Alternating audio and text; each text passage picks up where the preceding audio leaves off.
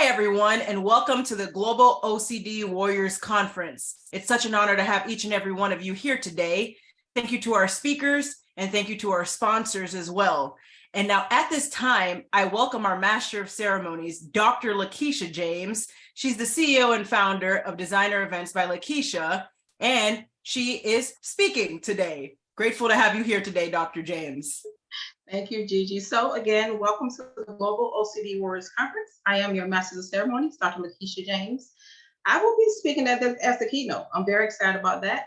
Tonight, we will hear from some speakers on OCD. That is the acronym for Obsessive Compulsive Disorder. Some of you may already experience this disorder, and some of you may have symptoms. Grab your pen and pad, and let's take some notes. At the end of this event, you will be more educated. So let's get started. I would like to introduce to you our host, Rajalene Sabat. She's a motivational keynote speaker, award-winning author, life coach, first-generation Asian American, the host of Walk With Me podcast on JRQ TV, financial expert and CEO and founder of Life Service Center of America, LLC, endorsed by Les Brown. Welcome, Gigi. Thank you. Such an honor to be here today. Absolutely. So I will start off the event. Again, I am Dr. Lakeisha James. I have OCD. Did that sound like a confession? Well, it is. I first noticed my obsession with certain things in my life when I was in high school. I remember this certain event when my older sister moved back home. She had to occupy my room. I would go into my room and pick up things off the floor. It would irritate her so bad that she would scream for me to get out of her room. It was something that came over me, and I had the impulse to keep the space clean. As I got older, it seemed to get worse. When I was growing up, I remember my mom would have the house clean all the time. Everything had its space. When she'd go to sleep and wake up, if something was out of place or if a dirty dish was in the sink, it would impact her. Thinking now, I wonder if growing up in a household and seeing all the things that is place had in order would impact me as I became an adult. It did. I want to share something with you. I remember a prophecy that my pastor shared with me a few years ago. She said that me being controlling would put me in a place where I did not want to be. And I thought, what was she talking about? Then I thought about how it was with my family. Obsessive compulsive disorder, which we also know as OCD, is a mental and behavioral disorder in which an individual has intrusive thoughts and obsession that leads you to repetitive behaviors, which are compulsions. And people with OCD have symptoms of obsessions, compulsive, or both. These symptoms can interfere with all aspects of life, such as work, school, and personal relationships. Obsessions are unfounded thoughts, fears, or worries. They happen often and often cause great anxiety. Common obsessions are a strong fixation with dirty germs, repeated doubts, a need to have things in a very specific order, thoughts about violence or hurting someone, spending long periods of time touching things or counting, fixation with order or symmetry, persistent thoughts of awful sexual acts, and trouble by thoughts that are against personal religious belief. I remember when COVID was on the scene. To some, it's still lingering. I saw people start to use hand sanitizer and cleaning supplies. It was alarming. I was always the one that was prepared when I touched a public surface or anything that had germs because everything has germs. I would pull out my hand sanitizer. After I pumped my gas, I would immediately get into my vehicle and sanitize my hands. People looked at me like I was weird. I'm looking at them like, why are you not using it? When the store shelves became empty and all cleaning supplies were sold out, I was like, people just started cleaning their homes and offices. I couldn't believe it. When I walk into a business or someone's residence, I instantly start to visualize moving things that don't belong together. How I would arrange the sofa or where I would place the food on the table. For example, putting all meats together, the veggies and so forth. This was a constant thing for me. As an adult and a mother, my family would be walking on eggshells. I would clean the kitchen the following morning if the kitchen had a dish in the sink or a piece of anything out of place. Let the rapture begin. It was anything out of place immediately. It would impact my family and therefore it would impact me. My family referred to me as the warden. Compulsions are repetitive, ritualized acts that are meant to reduce the anxiety caused by obsessions. And some of those examples are repeated hand washing, often 100 plus times a day, checking or rechecking to make sure the door is locked or the oven is turned off, following rigid rules of order, such as putting on clothes in the same order each day, or appetizing spices and getting upset if the order becomes disruptive. These acts can become excessive, disruptive, and time consuming. My clothes in the closet are all put together by colors. I have my blues for my blues, my blacks for my blacks, my denims for my denims. My shoes are in shoe boxes. They're in shoe boxes with tissue paper. I have my bags sorted by colors. All bags have tissue paper in them so I can keep the shape. My cabinets are in order. I have all seats in the alphabetical order, facing front. If it get disrupted, I get bothered. I instantly start putting them back in order. The towels on my tire racks are the same length. If I walk by and one is longer than the other, it impacts me. My eldest daughter is growing up and she thought I had a problem. Now she started to have the symptoms of OCD. She likes her house in a certain way. Her kitchen must be clean. If she sees a dish in the sink or it's on the stove or a crumb on the counter, it impacts her. And I started looking at her like, wow, this is what happens when she grows up in a house like I did when my mother was like that. And also it's affecting my youngest daughter. She's starting to show signs as well. I don't have many guests inside my home because I don't like people coming over, but when they do, I have a bathroom downstairs. When my guests leave, I wipe down the toilet with Clorox. When I don't do it quickly enough, my youngest daughter reminds me that I need to wipe the toilet down. And some key points of OCD I want to leave you guys with. OCD is a common condition. It causes persistent disturbing thoughts and compulsive rituals that attempts to ease anxiety. The rituals become consuming and interrupt daily life. Stressful events may trigger OCD episodes to make them worse. You may or may not have the insight into the rational thoughts or behaviors, and they have medicine and therapy that can help reduce the time spent through the patterns and compulsive behaviors. Treatment is the most successful when you use both. Now, I know a lot of us on this platform, a lot of people are watching, we're entrepreneurs, but being an entrepreneur has its moments when it comes to stress. I find out when I have been in meetings all day, planning events and other duties I'm responsible for, and when I don't have time to breathe, when my day finally ends and I get a moment, I see something out of order or not clean, and my OCD kicks in, and it's worse. I want to leave you guys with a fact. Some of you may be tuning in and think that perfectionism is OCD. It's not. Perfectionism is a personality trait, the need to be perfect. Perfectionism may not be specific type of OCD, but is associated with it. People with OCD tend to overestimate their responsibility in a situation and struggle to tolerate uncertainty, which can lead to perfectionism. Many people with OCD will be the perfectionistic, while all not perfectionists are not OCDs. Now, this concludes my experience with OCD in my childhood and adulthood. I hope you learned something today about OCD that you did not know. Many of you may have symptoms, or some of you may already have it.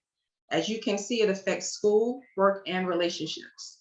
OCD causes a person to get stuck in a cycle of obsessions and compulsions that impacts the way they think and behave. But I do want you to know there is community and there is help. This event was created to educate you to know more about you and who you are created to be. We live life, go through life, not for us, but for someone else. And I always say, everyone has a story. What's yours? Somewhere, someone in the world needs to hear it. If you impact one person, you've done your job. So go ahead and share your story and change the world. And I look forward to hearing all the other speakers speak their truth. Again, I am Dr. Lakeisha James, and I have OCD. Thank you, Dr. James. Thank you. So moving right along to our next speaker, I'd like to introduce to you Jenna Champagne. She's a registered nurse, autism mom. She's a retired registered nurse. She's a professional diplomat of medical cannabinoid sciences. Ladies and gentlemen, please welcome our next speaker, Jenna Champagne. Thank you so much, Dr. James. And I'm excited to be here. And thank you for that wonderful introduction to OCD. So hold on, I'm going to pull up my PowerPoint here, just a moment, get it looking good. So let's see. Slideshow. There we go. All right, so hopefully you all can see that. So the title of my presentation today, Cannabis for OCD Harm Reduction, may have perked your interest and maybe it even raised your eyebrows. That was my initial response upon hearing a friend discuss using cannabis to alleviate symptoms in her pediatric son with severe autism. OCD is a common comorbidity of autism, and as a now retired nurse and an autism mom of 21 years, living with my daughter's torturous symptoms of OCD is a reality in our home. For example, she was up at 3 o'clock this morning trying to brush and blow dry her dry hair and go back to bed. Those are the types of behaviors we see. We have tried or considered just about every possible mainstream intervention, but cannabis wasn't on that list initially.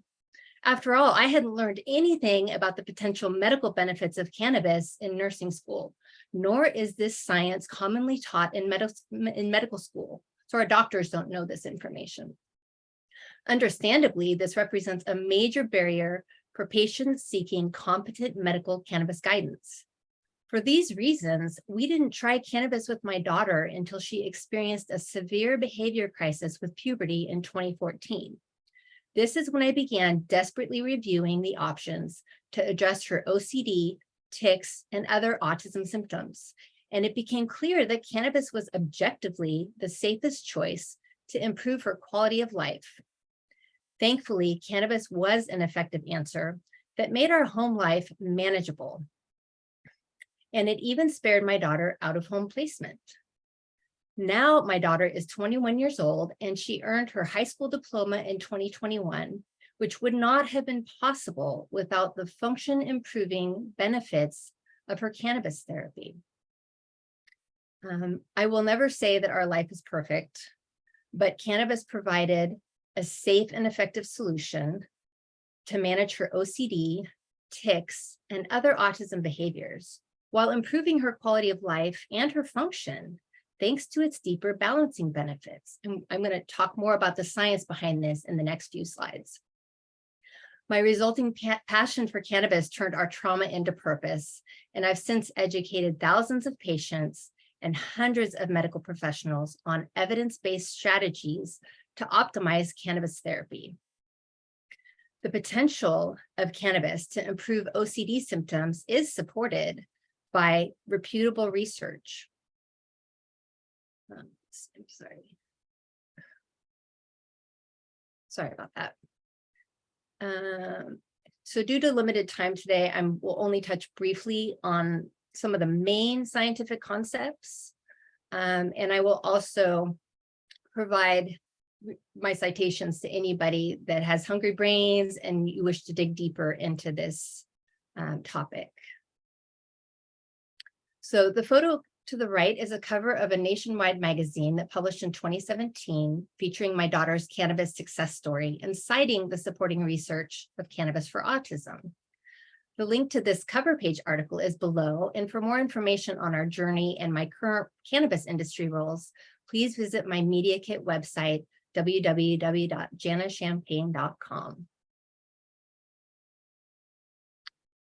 Currently, hundreds of thousands of patients in the US are choosing therapeutic use of cannabis despite the complex legalities and legal hoops to access it. This includes the 2 to 3% of the worldwide population challenged with OCD. According to the DSM-5, and as Dr. Lakeisha James mentioned earlier, it specifies mental health diagnostic criteria, and OCD symptoms must include repetitive thoughts and behaviors that are time-consuming, distressing, and cause functional impairment. While OCD is a standalone diagnosis, it may also express in other neurological conditions like autism or traumatic brain injury. According to this research by Kaiser in 2019, therapies targeting the endocannabinoid system, or ECS receptors, can modulate anxiety, fear, and repetitive behaviors. The CB1 receptor is a common target which is prevalent in the prefrontal cortex, basal ganglia, hippocampus, and amygdala in the brain, where the neurotransmitter imbalances causing OCD symptoms originate. Additionally, CB1 receptors are highly expressed in presynaptic axon terminals, offering inhibition of GABA. In plain English, this means that targeting the CB1 receptor with cannabis therapy may provide balance in the neurotransmitters that are askew in those with OCD symptoms. On the right is a screenshot of this article, and you'll notice it's from a government website, the National Institute of Health. It was published in PubMed, which is a reputable medical research database. And all of the research I present today meets equally high standards, being statistically valid from reputable sources. And once again, I'm happy to furnish a list of citations upon request. For those who are brand new to the human For those who are new to this concept of the human endocannabinoid system, or ECS, think of it as the motherboard of our body, responsible for maintaining homeostasis or optimal health balance in every other system of the body. This includes balance promotion in the brain in the specific locations where neurotransmitter imbalances are inherent to OCD. The ECS has receptors throughout the body, and it also produces vital nutrients known as endocannabinoids that interact with the ECS receptors. It's similar in structure to the endocrine or hormone system in our body. And when I say vital nutrients, I truly mean it. It's actually theorized that life would not be possible without the endocannabinoid system's production of these vital endocannabinoids, with the most prolific source being human breast milk, which is the perfect human food. When endocannabinoid receptors are activated by endocannabinoids, they promote homeostasis or balance, thereby targeting the underlying cause of all disease. Endocannabinoid deficiency is a condition where the body is unable to produce ample endo or internal cannabinoids to stay in balance. Cannabis sativa L has the most prolific source of phyto or plant source cannabinoids available to supplement what may be lacking in the endocannabinoid system of those who suffer chronic illness. This explains why it may provide benefits when taken as a therapeutic intervention. To summarize, our bodies make compounds that are nearly identical in structure and function compared with the cannabinoids produced by the cannabis plant. Add the fact that cannabis has been used as medicine for thousands of years and boasts an unsurpassed safety profile, and it's only natural to question the incentive for federal restriction of cannabis access to patients in need, especially when we freely allowed opioid prescriptions, which kill patients every 18 minutes in this country. As a nurse, I was taught to ethically follow patients' needs, and that has driven my education of cannabis patients and medical professionals and the advocacy roles I fill today. Oh, but there's more. Here's a brief review of some additional research articles supporting cannabis as an intervention for OCD. Valet in 2021 found that cannabis improves obsessive compulsive disorder by inhibiting the beta-catenin pathway, which was found to contribute to OCD imbalances. Supplementing with CBD, which is legal and accessible in all 50 states of the US and many international locations, was effective in mitigating oxidative stress, decreasing inflammation, balancing the GABA-glutamate pathway of neurotransmitters, and improving circadian rhythm to remedy sleep disruption. Shekko in 2023 wrote that targeting the CB1 endocannabinoid receptor with THC is a viable option for treating OCD symptoms as well, to balance the neurotransmitters GABA, glutamate, and dopamine, which improved OCD, tics, and Tourette's symptoms. While THC is less accessible legally, its unsurpassed safety profile makes it a powerful harm reduction tool compared with the OCD pharmaceuticals to mitigate the substantial risk of their harmful side effects. We're going to talk more about that in a minute too. Nicolin in 2021 also found that those suffering OCD are more likely to use cannabis, although this author expressed concern with patients self-medicating, which I agree is not optimal to reflect those really great health outcomes that are possible. Clearly, the science trumps the stigma in regards to cannabis as a therapeutic option for treating OCD symptoms. As the research reflects, medical cannabis therapy may benefit those suffering with OCD symptoms by promoting neurotransmitter balance, which may mitigate symptoms and reduce reliance on pharmaceuticals. In an objective risk versus benefit assessment comparing cannabis versus the pharmaceutical approach, cannabis with its unsurpassed safety profile is objectively less risky, while targeting underlying imbalances, often making it the more effective option as well. In addition to reducing reliance on pharma, other common outcomes of cannabis supplementation include improved quality of life and function. It's clear that cannabis entails fewer risk factors with its lacking LD50 designation, or the dose at which it's lethal to 50% of the population. Basically, it doesn't exist. We haven't found an overdose amount of cannabis. Combined with its beneficial or even enjoyable side effects. This objective risk versus benefit assessment is vital to ensure medical ethics are upheld in serving patients. Unfortunately, the legal status of cannabis has restricted research, yet there was a $300,000 grant awarded by the International OCD Foundation this year to further investigate the brain endocannabinoid system and implications for OCD treatment. Currently, the FDA-approved pharmaceuticals for OCD include antipsychotics like Abilify or Risperidone, antidepressants or SSRIs, and anxiolytics and benzodiazepines like Ativan. The mainstream approach is risky as reflected by the list of side effects you see below, which are threatening to the quality of life, like extrapyramidal symptoms, which is uncontrolled movement disorder and can cause tics, hallucinations, agitation, headaches, erectile dysfunction, and some of the side effects can even be life-threatening, like suicidal ideation and neuroleptic malignant syndrome.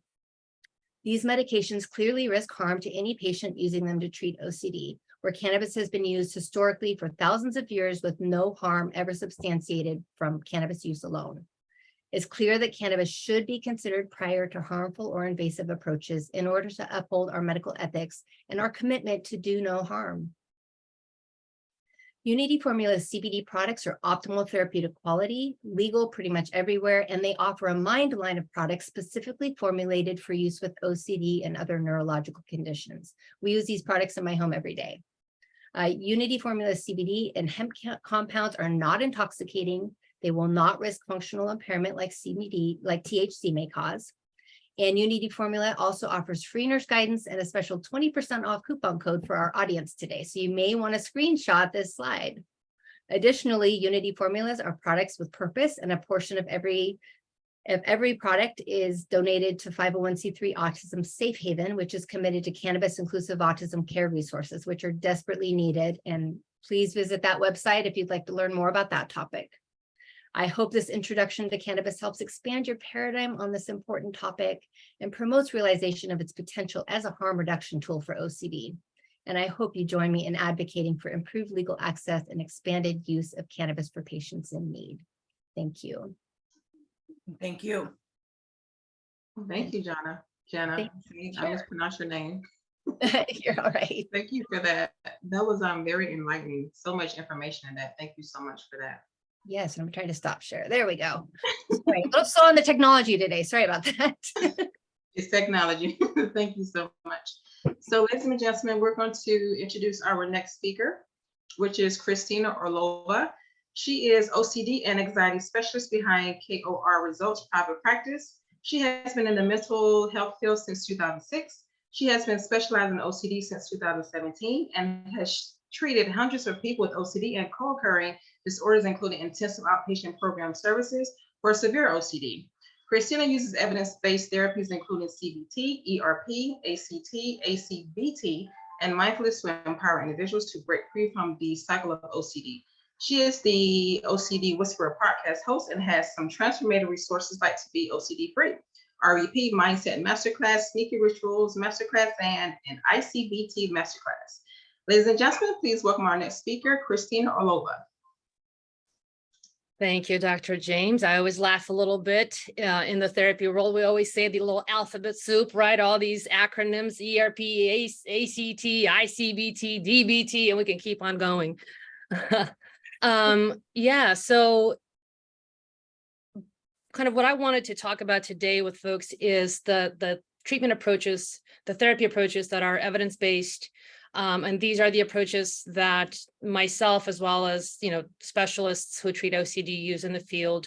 And I think one that I want to bring up definitely today that most folks don't know about is inference-based CBT. So let's go over them. So if you're somebody who's struggling with OCD, and I myself also have OCD and only learned this way later in my life, and maybe some people might resonate that when you figure this out later, and you finally put the pieces together and get the right treatment, sometimes you have a little bit of moments of grief and loss because you're like, my gosh, I wish I knew this sooner, could have done things differently. Or maybe, OCD might have impacted your relationships with your family or friends, or you lost some relationships, and learning too that, how OCD, the disorder, works.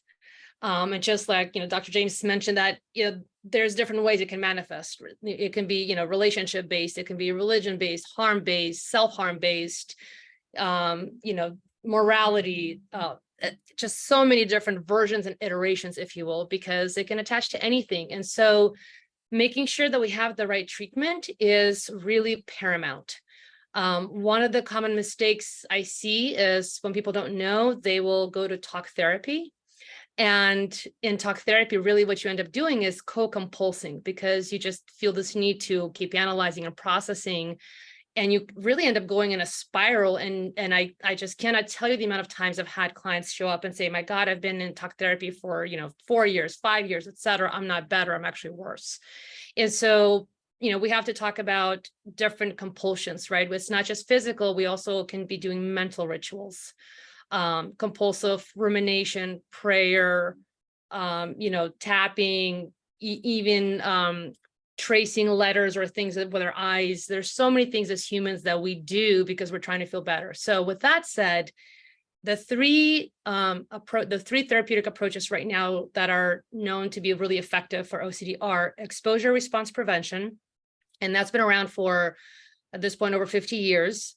There's strong evidence behind it. It really works and helps people get better. Exposure response prevention kind of has two different ways that we look at it. One is inhibitory learning, which is learning that just the act of having intrusive thoughts or uncomfortable, anxious feelings in and of itself does not equal that it's a threat, right? That we can actually tolerate and have uncomfortable thoughts and feelings as we do, because that's life. We can't escape moments of discomfort in life. So that's one approach. And the other approach that we know with exposure response prevention is a habituation model, which is essentially, I will continue to put myself in front of the triggering situation, and over time, as I stay in it and reduce my compulsions ultimately down to zero, the brain starts to learn, oh, okay, I can get used to this, and hey, look at that, nothing horrible is really happening. Either approach, the goal of exposure response prevention is to have people actively relearn that intrusions are just that, they are thoughts, and that the behavior, that urge that you have to compulsively do something repetitively does not in fact solve or resolve anything ever. And anybody listening right now probably can connect to that, right? Because if the compulsion was to work, we would solve it right then and there and be done with it. But that's never the case, right? We always feel like, no, I have to go and I have to do more, and I have to maybe do it for longer. And we get really stuck in that cycle. So ERP really helps folks target the fears, build out a hierarchy, and then start to progressively, systematically work on it. The next therapeutic approach that we have is acceptance commitment therapy. So that's been out also since mid-70s, but really over, I'd say, I don't know, about 10 years or so, last 10 years, it's really kind of come forward more and more in terms of kind of the marriage of the two, of using ERP and acceptance commitment therapy.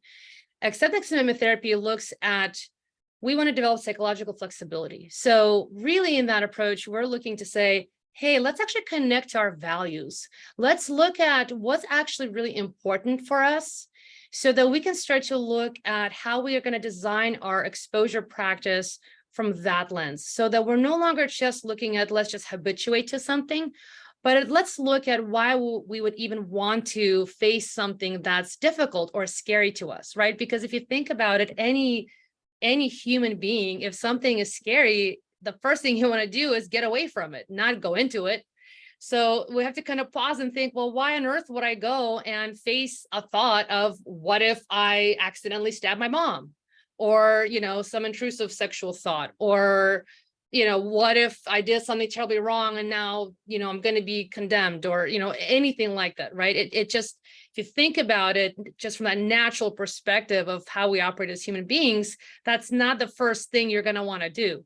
So with acceptance commitment therapy, I think it's done a beautiful job of kind of having us step back and find what would be valuable about that, what would be meaningful about that. So if I really value connection and relationships, well, then it's actually valuable for me to go ahead and go to, let's say, a social function where I know I'm going to have some intrusive thoughts, but my focus there is to say, hey, I want to have this experience though, because I value connection so much more, right? I value being in a relationship to these people. So I'm now going to be willing to have an experience that's uncomfortable, but it's for this kind of greater good, if you will.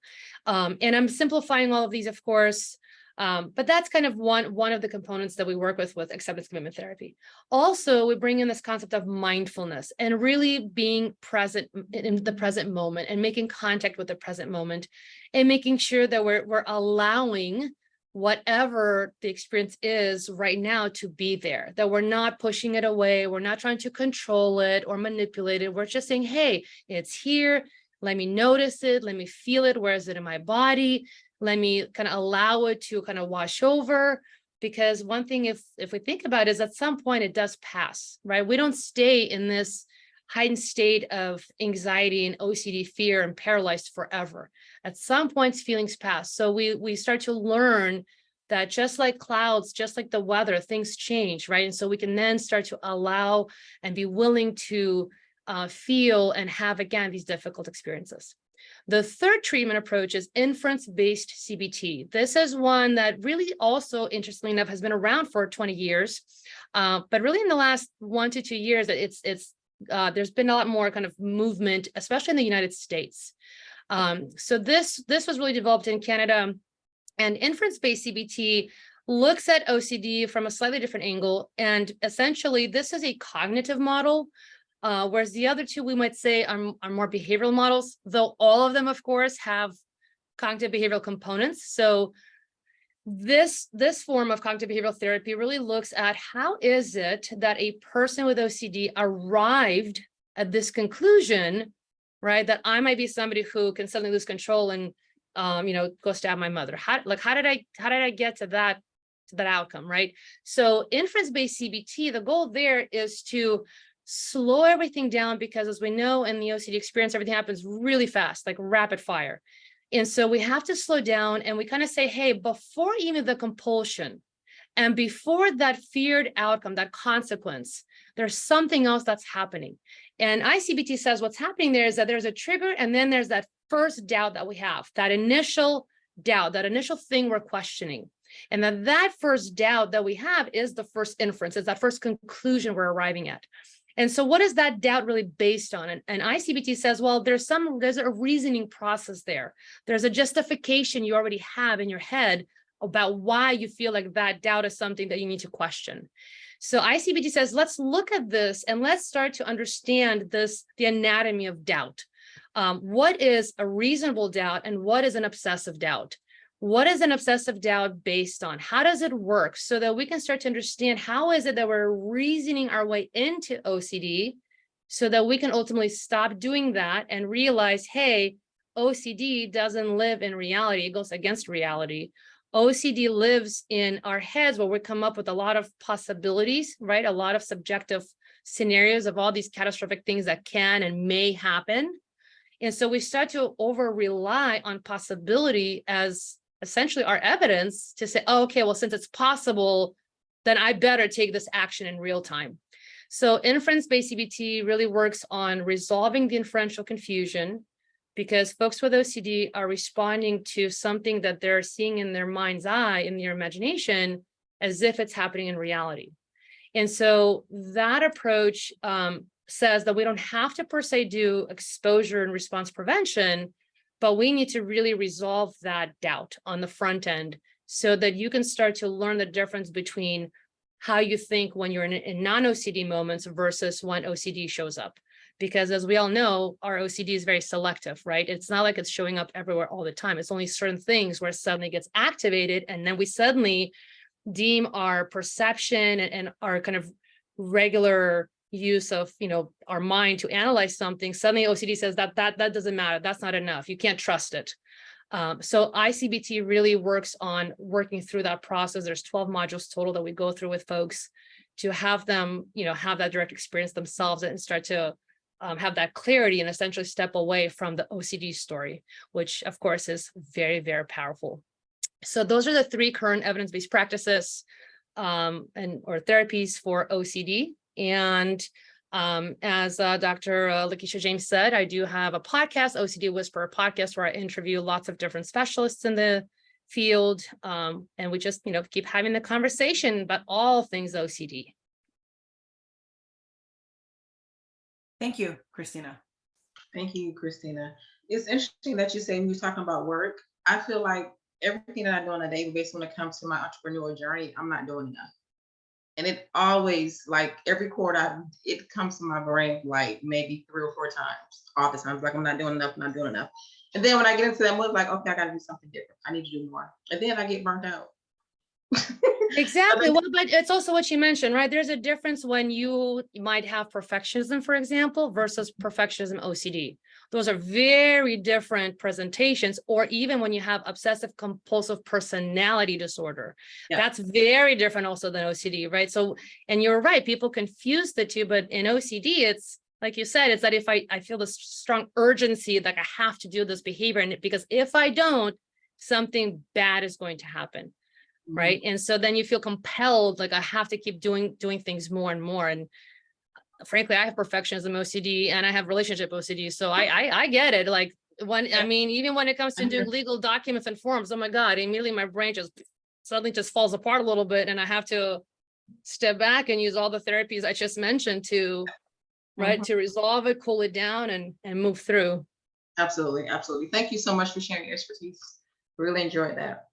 Our next speaker is Jenna Johnson. She's a holistic nutritionist, integrative nutrition health coach, wellness warrior, Lyme overcomer, gut health expert, and motivator. Ladies and gentlemen, please welcome our next speaker, Jenna Johnson.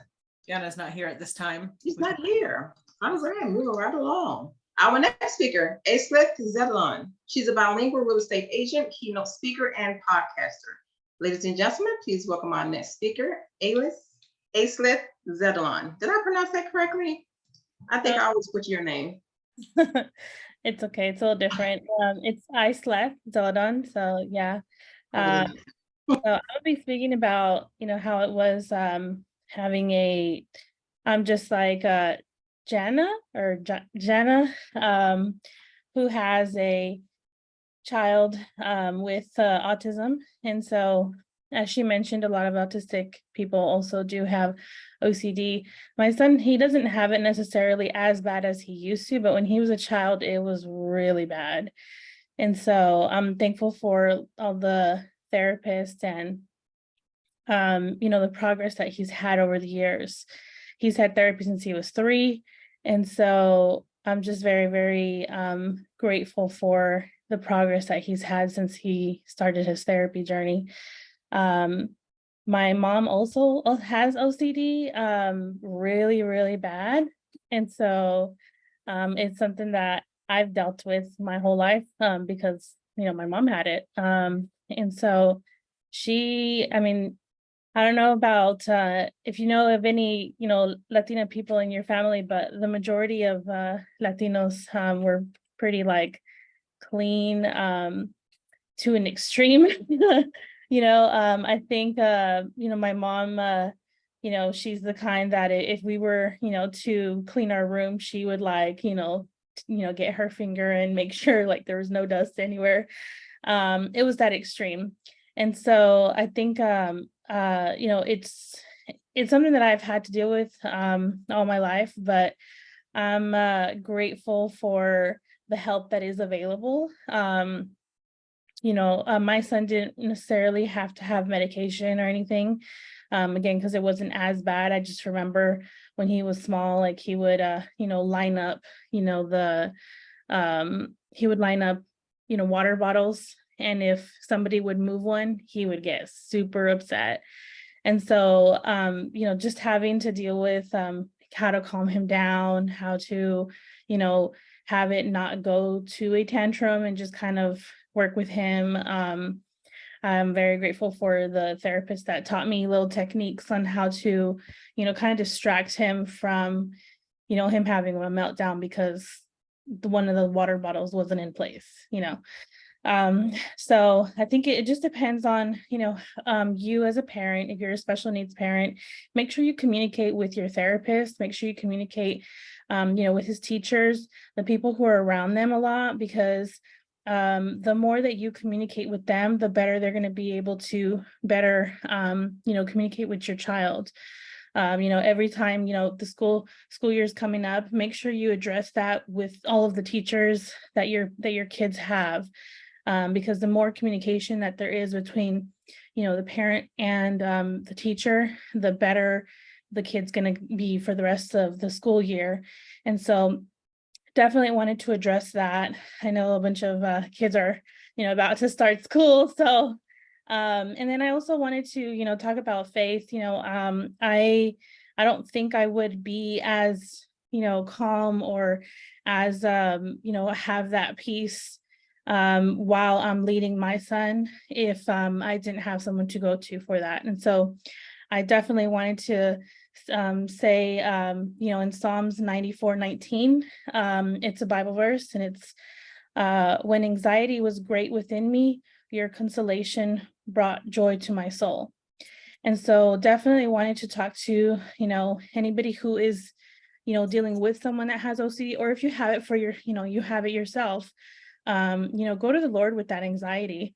I think that's one of the things that has helped me the most, how to parent my son, is to definitely go to God first and ask him how I can better parent my son, and, ask him for that, deep peace that I need to lead him in a better way. So definitely wanted to thank all the sponsors and all the speakers. You guys are all amazing and learning a lot and taking notes. And so thank you for this opportunity, and definitely wanted to shout out Gigi. Thank So you.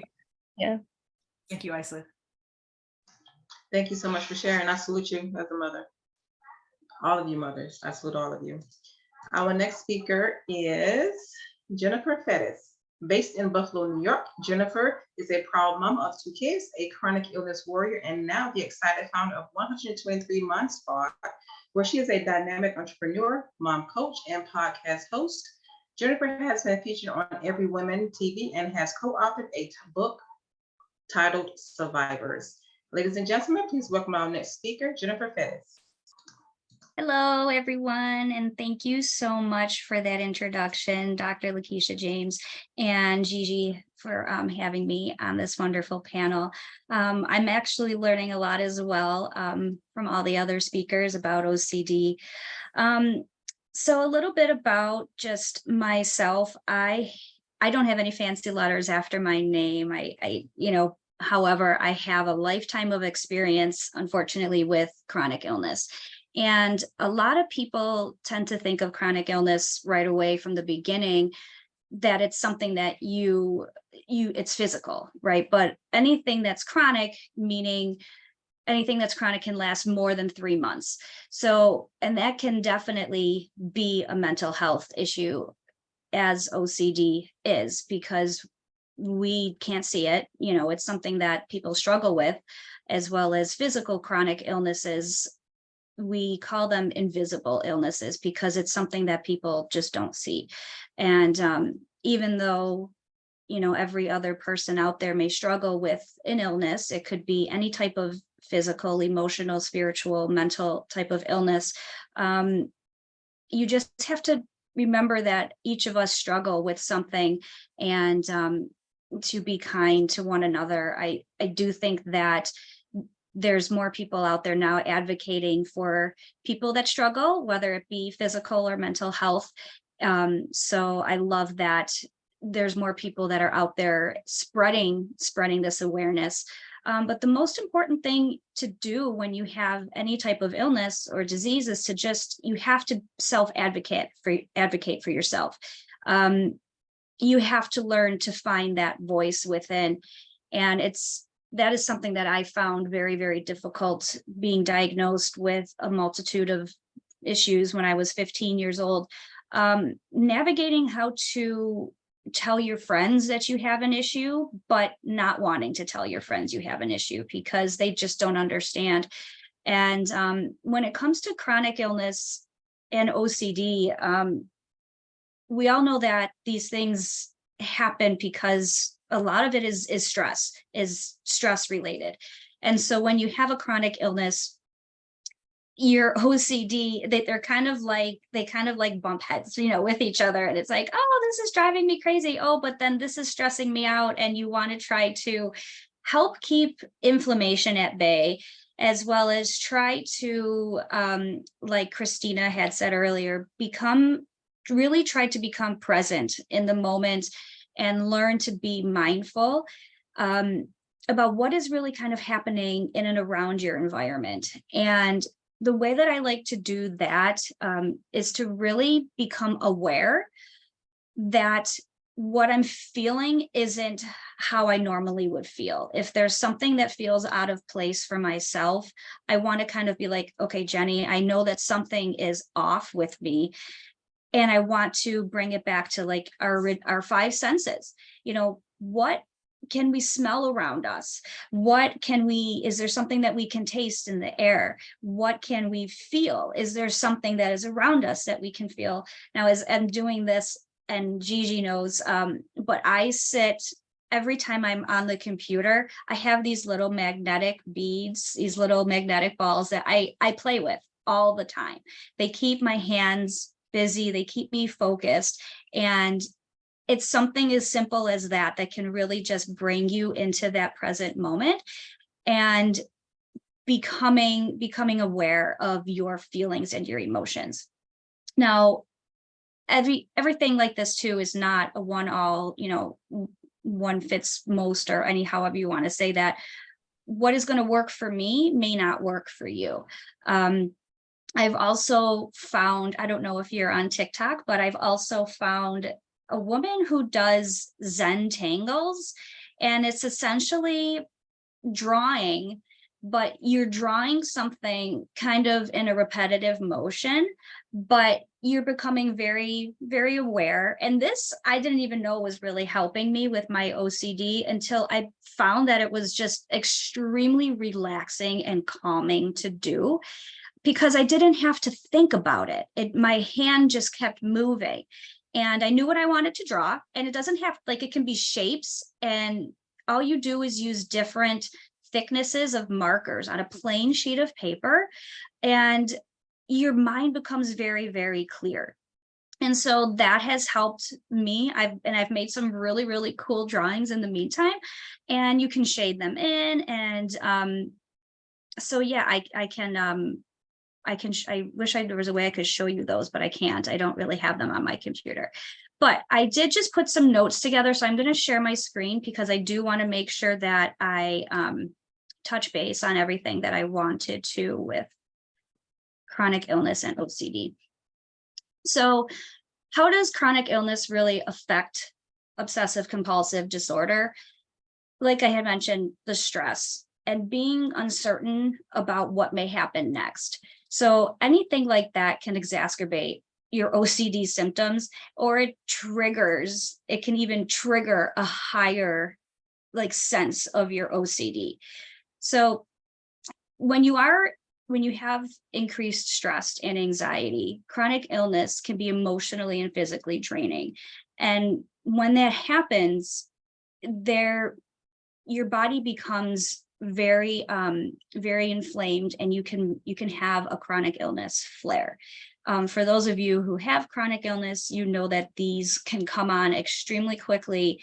And the only way to really deal with that is to rest, is to let your body, your mind, you have to rest. And when you don't do that, your body will almost give out. It will not work no matter what you want to do. So it's extremely frustrating, but becoming aware of your symptoms, and sometimes you can feel it coming on. That is the most important thing that I can tell you, is to really just become aware of your own personal symptoms of when you feel like something like that could be happening. Your obsessive thoughts. Chronic illness may introduce new sources of worry and fear, which can become the focus of obsessive thoughts for someone with OCD. So these obsessions may be related to health concerns, potential treatment outcomes, or fears of becoming a burden to loved ones. And we all know that when you have these thoughts, you kind of dig this massive rabbit hole that just can start with a simple thought, and then you can end up, an hour later in a whole nother thought pattern that is not even related to where it kind of became or where it started. And it becomes this whole new issue. And now you're stressed. And again, with chronic illness, you're going to create inflammation and stress, and you're going to get yourself worried and sick and create a flare for yourself. Compulsions related to health management. The need to manage a chronic illness can lead to new rituals and compulsions in an attempt to gain control over the illness or prevent negative outcomes. Medical related compulsions. Individuals with OCD and chronic illnesses may develop excessive cleanliness or hygiene rituals to avoid germs or contamination that could worsen their condition. I know, Dr. James, you had touched on that a little bit when you first spoke. I still use hand sanitizer after everything that I touch. I am constantly cleaning my house. My kids just shake their head at me. I remember when my kids were small, they are now 13 and 14, but my daughter would walk around with a Cheerio box and would just as they're kind of walking and swinging that Cheerio box, the Cheerios are falling on the floor, and 2 would maybe get in the mouth and a handful would be on the floor. I would chase them with my dustbuster. behind them because I'm like, I cannot leave crumbs. I had a little dog, so they weren't really like eating up the food left behind, unfortunately. I wish she did, but she did not. So yeah, that can absolutely happen and drive you crazy. Obsessions about medications. Did I talk about that? Oh, yeah. So when you have medications, I become very, very hyper aware of what time I need to take them. If a pill or a supplement might be every other day, if I've got less than like 7 left, because I always plan my pills in that like week, Monday through Sunday, little pill dispensary case. I'm on the phone with my pharmacy. I'm like, oh my gosh, I need more. Sometimes they give you a hard time because they don't want to fill it because it's not, it's not done yet. But I keep telling them I need it filled because you line it up and they should know that. But this is me just kind of overthinking. Or if you have a supplement that you haven't taken, is it expired? Even when it's not even a supplement, like your food or whatever, how over expiration dates are you with, with anything that you eat? I know myself, if it's like going on up a week into an expiration date, I like to toss it. I can't have it in my fridge. I've seen actually my daughter kind of do the same thing, but then my son is like, just take it off. He takes a spoon and he'll take like a little chunk off of something and eat it. And I'm like, all right, well, whatever. So I just let him do his own thing and try not to obsess about that because that'll drive me crazy. All right, so where are we? Okay, the impact and treatment. Here we go. So OCD symptoms may interfere with treatment adherence for the chronic illness, making it difficult for the individual to follow medical advice or maintain consistent self-care. So we just want to make sure that, again, what is good for me may not be good for you. You have to also make sure that you are taking care of you for you and to the best of your ability, regardless of what your doctor says, because you know your body best. They do not. They know the conventional medicine side, and that's what they're taught. And they're very, very, smart and educated. But again, you know your body. Please listen to your body, listen to the symptoms, become aware of your symptoms and your thoughts and what your thoughts are creating in your body from the inside out, because if you become aware, you may be able to stop it before you have like a full-blown panic attack or an anxiety attack. Chronic illness can lead to increased social isolation due to physical limitations or the fear of exacerbating our symptoms. Social isolation can worsen OCD symptoms and increase feelings of depression and anxiety. This is kind of when I just mentioned a little earlier, when I was a teenager and afraid to put myself in a situation that I know may make me uncomfortable. Or if I'm out somewhere and, I'm 3 hours into a party or, we're at a wedding, and all of a sudden my body just feels like it's time to go home. And your family member or a friend says, oh, Jenny, you're all right. Stay another hour with this, such and such song hasn't played yet. And you have that feeling of guilt, and it's that burden of others, and you know what's best for you, but you don't want to be that burden. So you stay. And then the next day you're wishing that you didn't. Or you can say, I'm sorry. I'm here. This is what I did. A lot of people should at that point know what your conditions are, or that you have an issue, and unless you don't openly really tell your friends, which I know some people don't, but listen to your body and do what's best for you. And those that love you should understand you and understand that. So you can't take that guilt to heart. You have to try to, it's very hard, but boundary setting, I think, is absolutely crucial when it comes to any type of illness. And then let's see, chronic illness and OCD can co-occur, leading to more complex set of challenges for the individual's overall health and well-being. everything that we've already kind of gone through. Dr. Lakeisha went, what is OCD? And this is kind of just reiterating all of that. And then here's some treatments. What can people do? What can people do to manage their OCD symptoms? And Christina went through some of those as well. So, you know, we don't really want to take medication if we don't need to, but I know that it is definitely necessary for some people that have, you know, severity when it comes to any type of chronic illness or mental illness. It is absolutely necessary if it is needed. Identifying your triggers, again, becoming aware of your symptoms and being mindful of where you are, taking a deep breath, a deep belly breath from your belly, a deep inhale and a slow exhale, and just, you can count in your head. You can do box breathing has helped. There's so many different practices out there to stay mindful. And journaling, sometimes journaling, even journaling your symptoms and, you know, saying where you are or your environment and what you're feeling at that moment might, when you're looking back at it, might help you understand, oh, that's why I felt the way that I did. I could have avoided it, XYZ, and taking that into consideration as well. So that's what I have for you for chronic illness. You can find my podcast, 123 Mom Squad. It is a health and wellness based podcast. It is not just for moms, but it is geared towards women.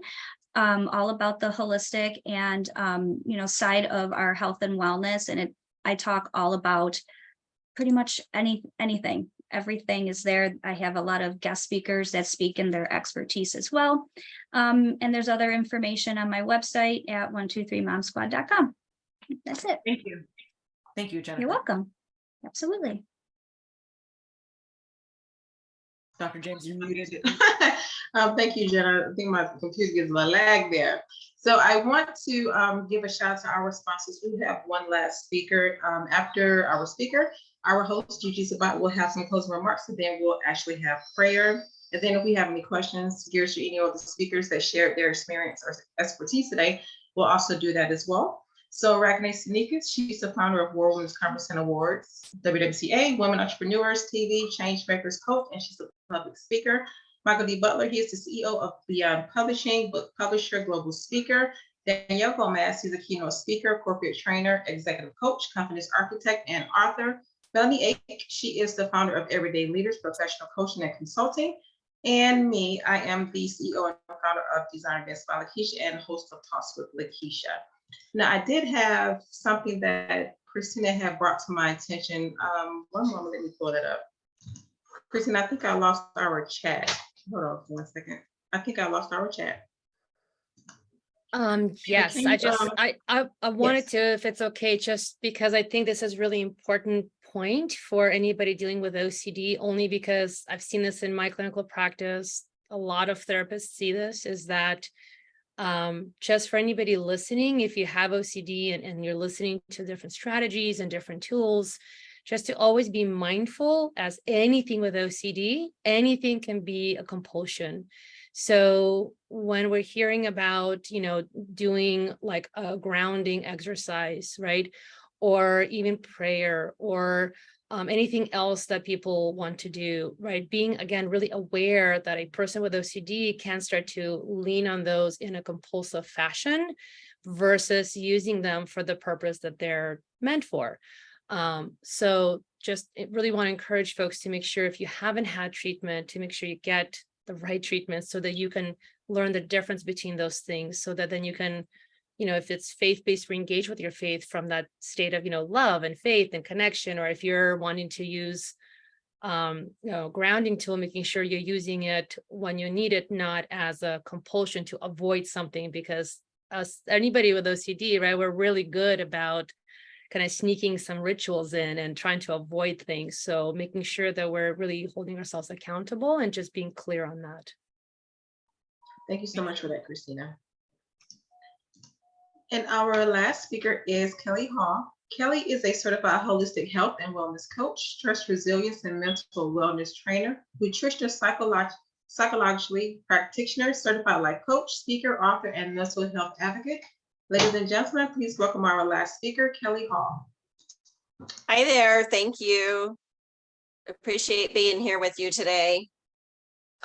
So I'm all those things now, but I certainly wasn't when I had sudden onset OCD at 23, which is 30 years ago now. And when that happened to me, it was, like I say, it was really sudden. I had some little bit of anxiety issues before that, but it was debilitating very quickly for me. And I basically spent 3 months in bed. I could barely get out of bed. I could shower for an hour at a time and nothing was ever clean enough for me. So kind of being the last one here and hearing everyone's stories. Yeah, we all have a little similar weave to some of this. But yeah, that was a really, really hard time in my life. And so I went on medication, and in fact, at one time I was on basically a whole handful of medication every day. Went back to talk therapy, and I kept looking for an answer that was better because I knew there had to be something different, better, and more than what I was doing. I just didn't know what it was, but I knew there had to be something more. And so through several years of trial and error and doing different things and different medications, I finally found, for me, it's kind of a fast forward, but so at 23, all that was going on with me. And then in 2006, my daughter was born. And another similarity, she has autism. And she has those OCD tendencies as well. And, and I'm always like, yeah, is that from me? Or is that just her own thing, But through her, I learned all about gut health and how important that was, and that most kids with autism have gut health issues. And, this started 15 years ago now. And we were hooked up with an MD who turned kind of a naturopath, more of a holistic. And he had a teenage son at the time and really was looking into that whole connection between the gut and the brain. And he was pretty ahead of his time at the time. And so I started researching, delved into that as much as I could to try to help our daughter. And in 2020, I actually published a book called Mind Your Gut, and it is all about mental health, the gut and brain connection. So once my daughter came along, is really when I learned what that whole connection piece was between the gut and the brain and how much that could make a big difference. And was like, well, what's good for the daughter might be good for the mother, So I just delved in all I could to figure all of that out. So again, my different, better, and more was actually ended up being addressed through my daughter, as well as figuring out that because I had done, all the talk therapy, and then in 2010, I did a year-long exposure response prevention therapy, which did help me. It did help me immensely, but really it wreaked havoc on my body because while they were helpful in here's the things you need to do, what they weren't helpful on at that time was, okay, you're going to be stressed out to the max. You're going to be putting your body through fight or flight all the time. And here are some things you need to be doing to take care of yourself so you don't get in a worse physical position. And so sadly, again, through trial and error, floundering around is how I've learned all the things I have. But that's why my passion is to help other people, so they don't have to flounder, go through all the things I did. And, then I can help them not have to go through all of it. So some of the things that I learned were, using techniques to calm the nervous system to get out of fight or flight. Things I like to use, like one of my favorites is the 4-4-6 breathing. I know somebody a little bit ago talked about the box breathing. It's similar. In the 4-4-6, though, you're breathing in for 4, holding for 4, letting out for 6. So you're exhaling longer. And it actually does calm the body down, calm the nervous system. So your body doesn't still think you're in fight or flight. I like to do havening, which is like rubbing down your arms, calming the nervous system as well. And if anybody tries any of these techniques, again, somebody said earlier, not everything works for everyone, and it doesn't. But I like to have that whole full list of things like people can try, and then they go through things and figure out, what does work for them. Another great one is grounding your feet, like out in the grass or on the concrete works. As well as getting out in nature. That's really important to lower stress levels, to get you out of anxiety. And while you're doing these techniques to calm the nervous system, it's also important to be putting in things that, you find joyful and joyous and enjoying yourself. And once you're building all these things in, then you're building up your stress resilience, your anxiety resilience, so you can bend but not break. So those are all super important. And then I just wanted to talk about on the gut health part, just a few things people can do that are real easy to optimize their gut health.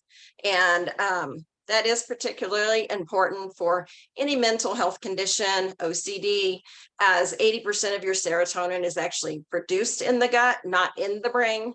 So I can take all the Prozac I want, but if my body isn't producing the serotonin that it needs, then it's going to help, but it's not going to help a lot. So it makes a really big difference. So a couple easy things people can do for their gut health, and then that therefore is gut and brain together, sending those signals. Stimulating the vagus nerve is really good. You can do that by humming, by gargling, by singing. And when I say humming, I don't mean just a kind of a flat tone hum, like just, but it's more engaging your full mouth, your full palate, and your throat, and getting it all in there, because that will actually engage that vagus nerve. And so like a really stealth humming, like,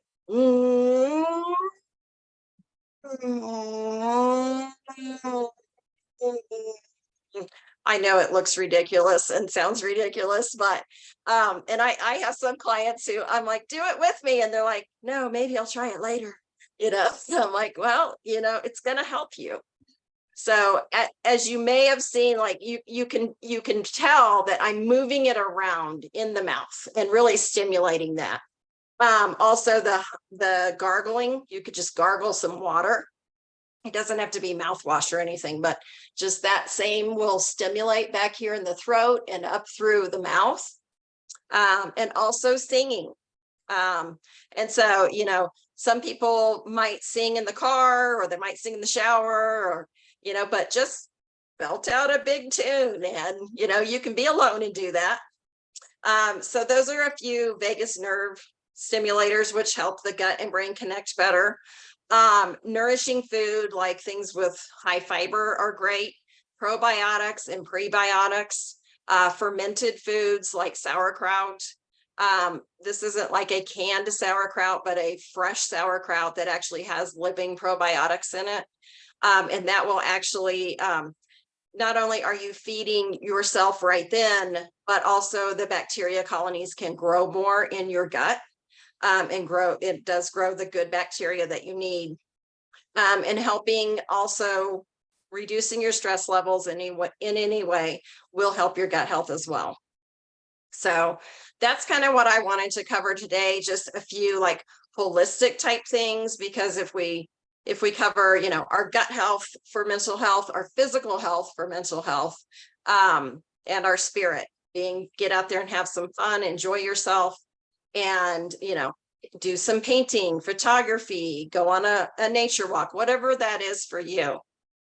And once you're doing these different things to help build this resilience, then when those OCD triggers come in and you're starting to spin out, when you have some resilience about you, then it's not going to spin out so far. You're going to be able to bring it back in a little bit quicker, which is really great. For any of us that have had OCD thoughts, we know that the sooner we can tame them down, the better. So that's kind of for today what I wanted to cover. And if you wanted to know more about the whole gut brain, then my book is full of science, but it's easy to read. Thank you, Kelly. Thank you. Thank you, Kelly. Thank you for Thank all you very much. that shared your experience with OCD. And we're going to have some closing words for our host, Gigi Sabat, and then we're going to close out in prayer. Thank you, Dr. James. Wow, absolutely amazing. We heard from amazing speakers from all over the world today. Thank you. And thank you all for being here with us today, whether it's on the virtual platform or on the back end. We truly appreciate you. And thank you to all of our sponsors. And my goodness, I can't tell you enough. We covered a lot as it relates to OCD. We also discussed gut health today. We talked about anxiety. We talked about the mindset. We talked about chronic illness, living with that and OCD. Oh my goodness. And we talked about so many other topics, so important.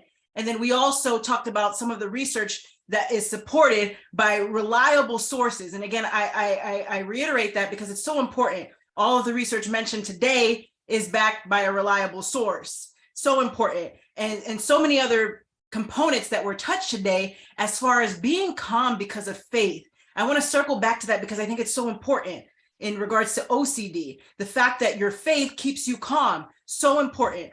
And then also another speaker mentioned today, being present in the moment. And also too, you know your body best and listen to your body. And two more things here. Be aware of the symptoms and know the triggers. So important. And again, I appreciate each and every one of you for touching base on those important facts today. Thank you. Thank you. And now we're going to close out in prayer. Father, in the name of Jesus, we thank you, Father, for this day. We thank you for this day that you've made, and we are exceedingly rejoicing. We thank you for each and every person on this platform today to share their experience, Father, with OCD, Father.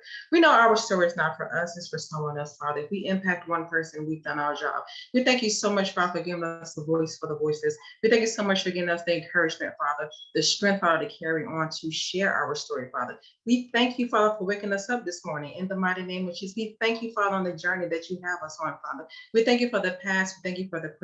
We thank you for the future. We thank you for the ones that's watching this segment, Father. We ask that you continue to bless them, touch each and every person on this platform, touch each and every person that's attached to this person on this platform. Thank you so much for our host, Gigi Sabat, Father. You have gave her so many things to birth, Father. She's birthing that, Father. We ask you continues to bless her, bless each and every person that is watching, each and every person that gave their voice today, Father. And we thank you for everything that you're doing, Father. And as you are saying, no weapon formed against us shall prosper. Every tongue that shall rise up against thee in judgment, you shall condemn, Father. OCD is the weapon, Father. It will not prosper. We will continue to walk with you. We will continue to share our story for anyone who wants to listen, that needs to hear our voice, Father. We give you all the honor, the praise, and the glory in Jesus' name. Amen. Amen. Thank you. And remember, if you're living with OCD, never give up and keep going and keep the faith no matter what. Thank you all. God bless you and be safe. Thank you.